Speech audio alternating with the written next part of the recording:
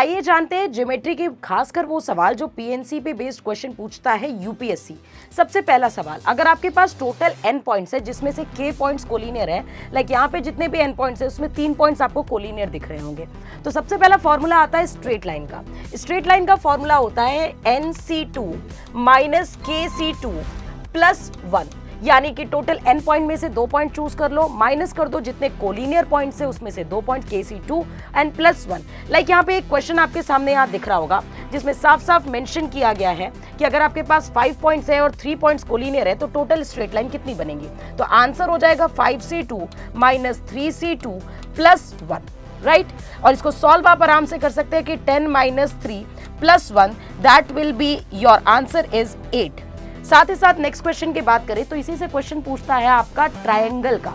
Triangle का जो formula होगा दैट विल बी, आपको टोटल nc3, n में से 3 पॉइंट सिलेक्ट करने होंगे, माइनस kc3 करना होगा। कोलिनियर पॉइंट्स में से कोई भी ट्रायंगल बनेगा नहीं, जैसे यहाँ पे ये जो 3 पॉइंट्स है कोलिनियर है, इनसे कोई भी ट्रायंगल नहीं फॉर्म होगा।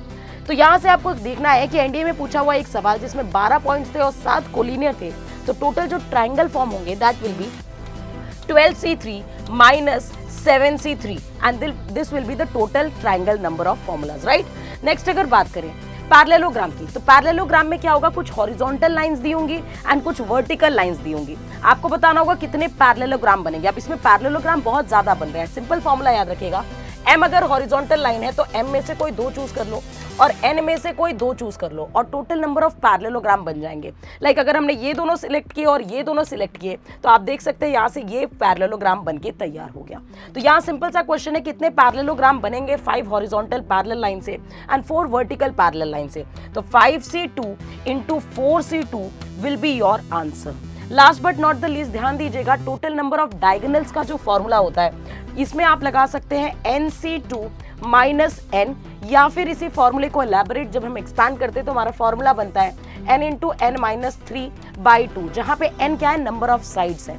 लाइक अगर हमें यहाँ पे पूछना है number of diagonals in octagon, octagon में साइड्स कितनी होती हैं, ऑक्टागन में अगर हम साइड्स की बात करें 2008, तो फॉर्मूला हो जाएगा 8 into 8 minus 3/5/2 that will be 20 diagonals will be formed in an octagon.